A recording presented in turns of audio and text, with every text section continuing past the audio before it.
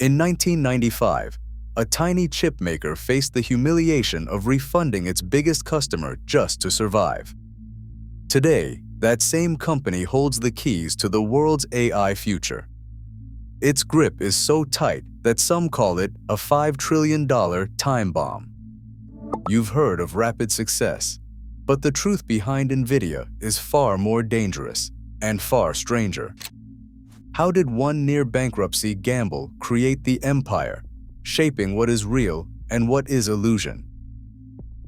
The launch of the NV1 in 1995 was supposed to define NVIDIA's future. Instead, it nearly erased the company from existence. Engineers and founders had staked everything on a chip built around quadratic texture mapping, a technical choice that set NVIDIA apart from its rivals. But as the rest of the industry rallied behind triangle-based rendering, standardized by Microsoft's new DirectX, NVIDIA's flagship product was left stranded. Game developers had no reason to support a format incompatible with the tools and standards that were rapidly taking over the market.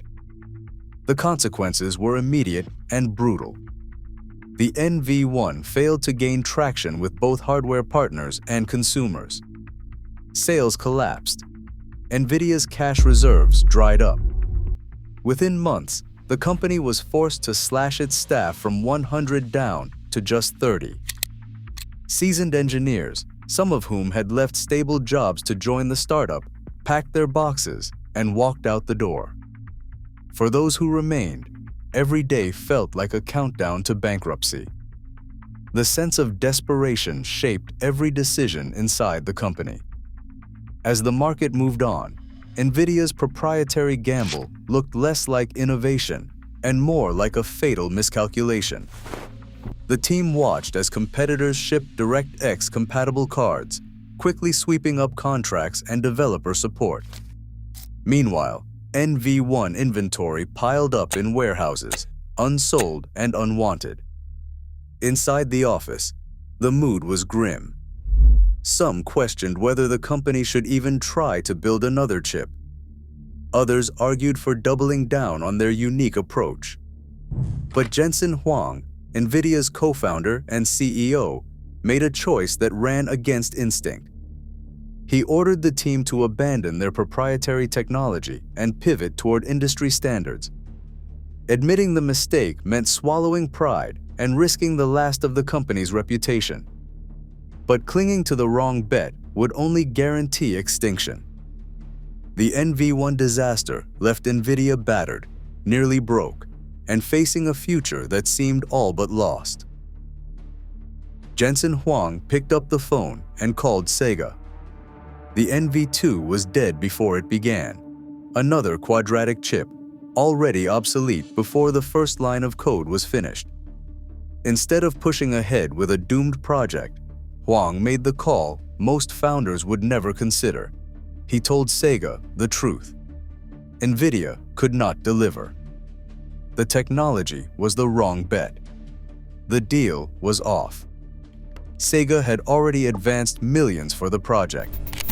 By every rule of business, NVIDIA should have returned the money and walked away empty-handed. But something unexpected happened. Sega's executives, impressed by the honesty and unwilling to punish a company that had admitted its mistake, told Huang to keep the funds. The decision stunned everyone inside NVIDIA.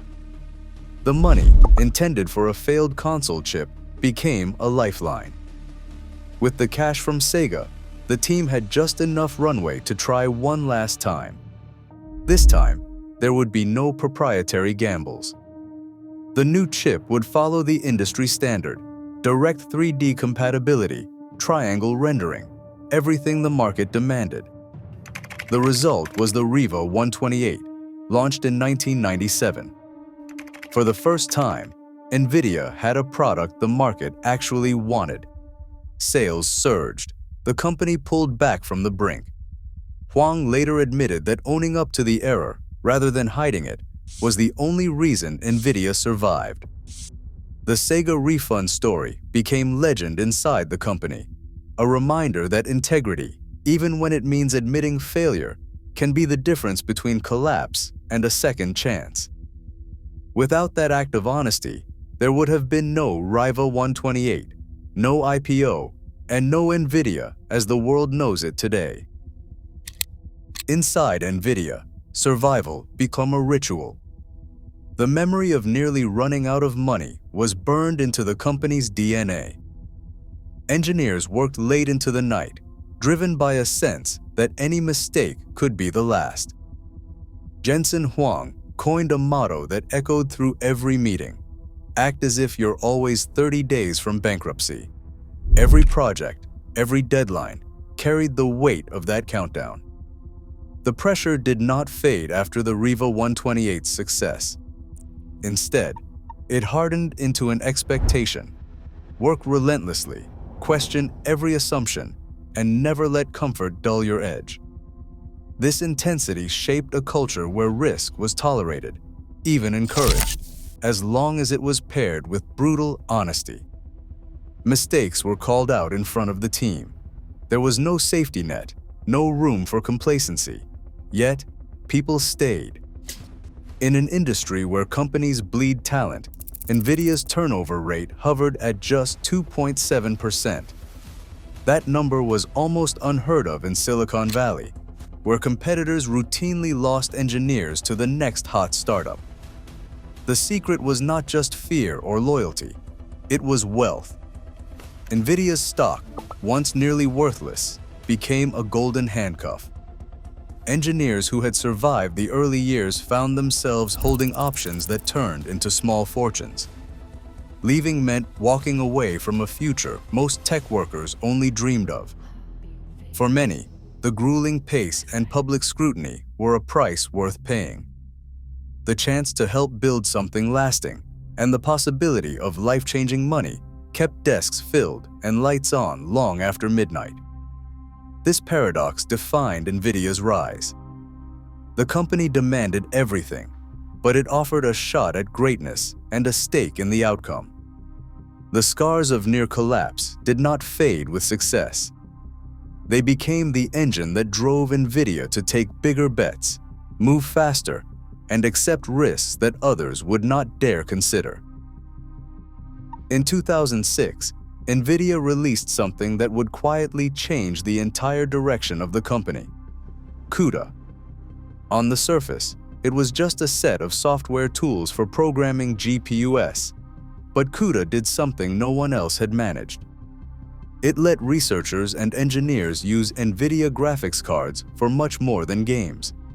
Suddenly, the same chips that powered video games could accelerate scientific simulations, crunch data, and years later train neural networks that would define the AI era. The scale of CUDA's reach was almost accidental.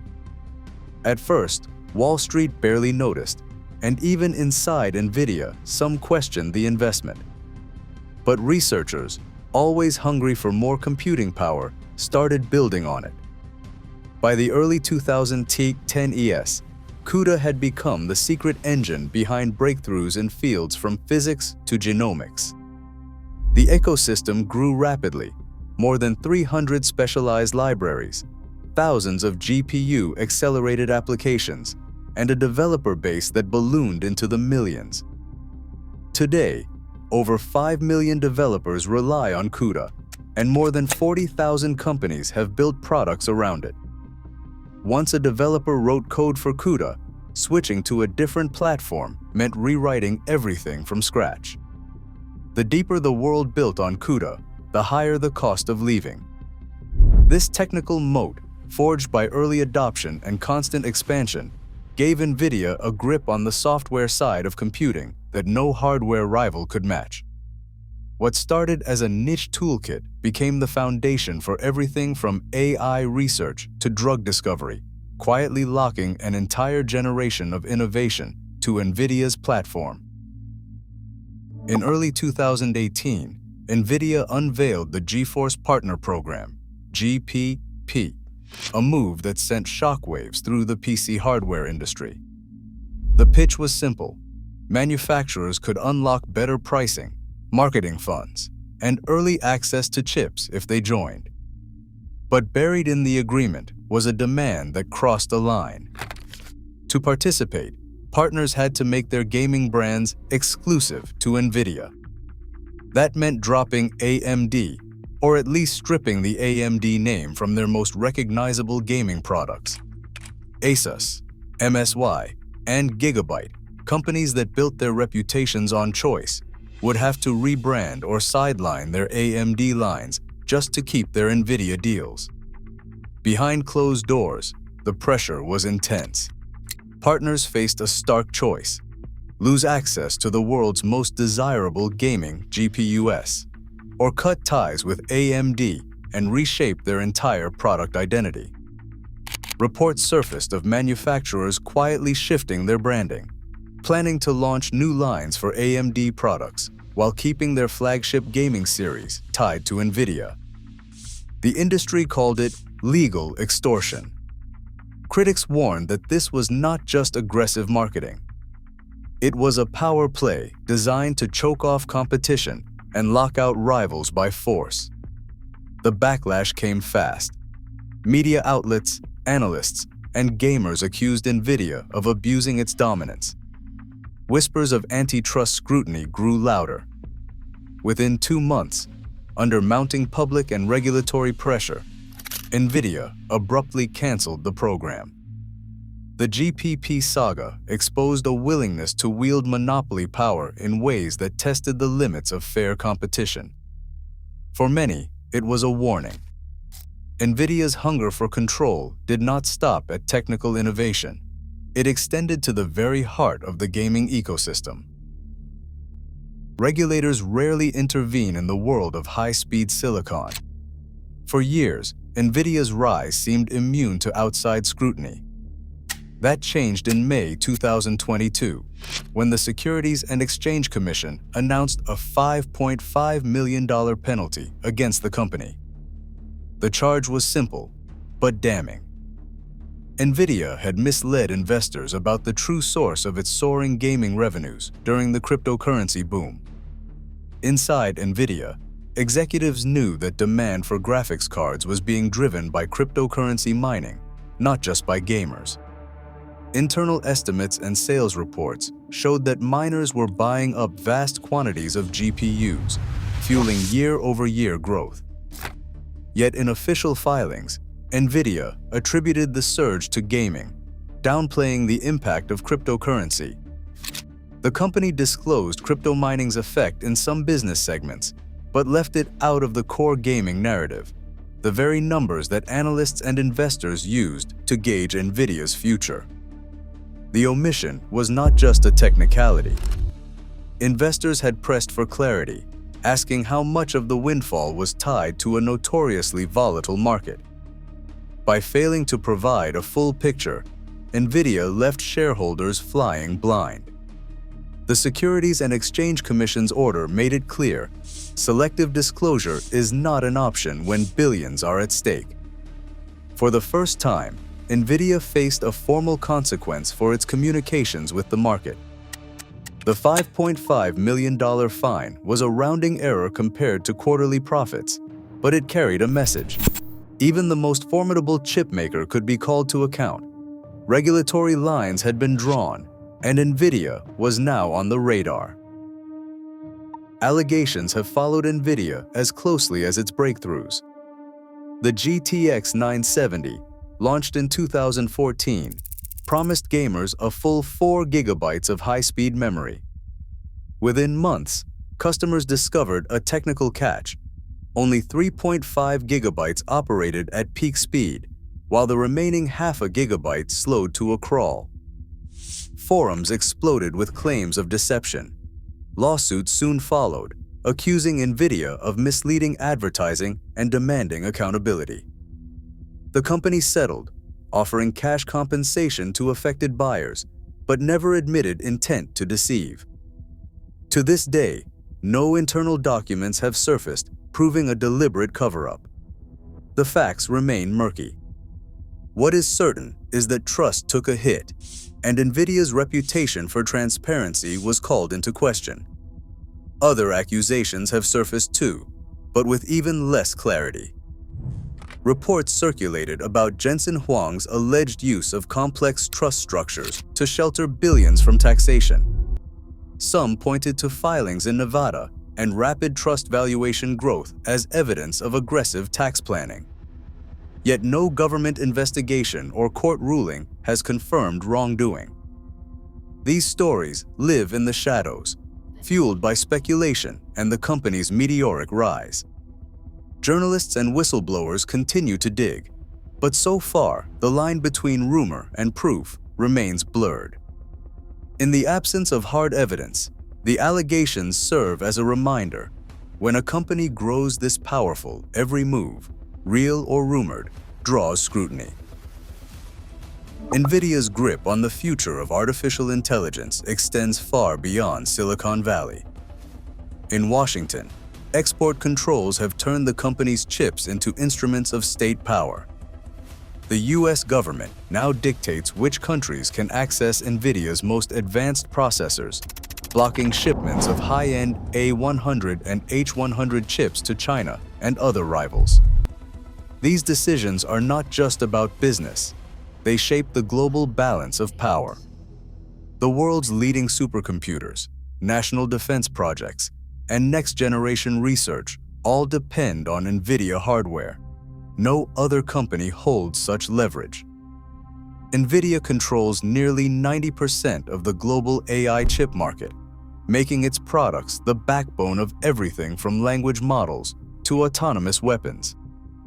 When the White House tightens restrictions, factories in Shenzhen grind to a halt. When new export rules are announced, stock markets in Seoul and Taipei react within minutes. Governments have started to see NVIDIA not as a supplier, but as a strategic asset or a potential vulnerability. Allies lobby for exceptions. Adversaries race to develop homegrown alternatives, and every major nation studies the company's product roadmap as closely as its own defense budget.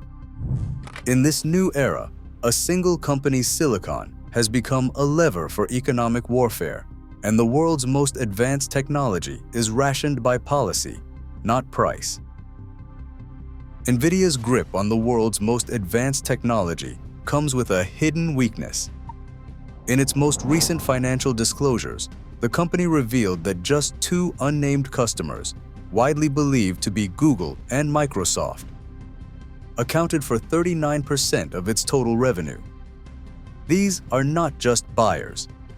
They are among the largest cloud providers on the planet, and their data centers are built on NVIDIA's chips.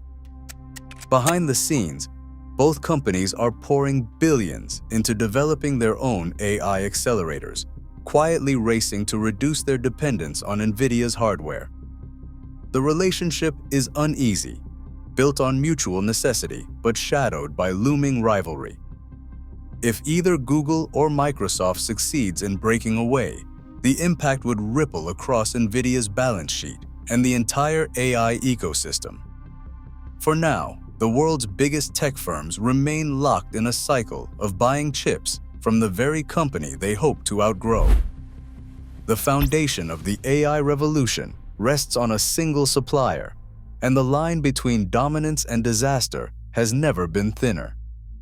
What happens if the engine at the center falters, or if its most important customers decide they no longer need it at all? NVIDIA now fuels the backbone of global AI, with its chips powering everything from medical breakthroughs to military systems. As governments and industries funnel billions into this single supplier, the stakes grow with every innovation. The world's dependence on one company is not just unprecedented, it is untested. In a future built on silicon, who controls the code controls the power. What do you think? Is this progress, or a risk we cannot see yet?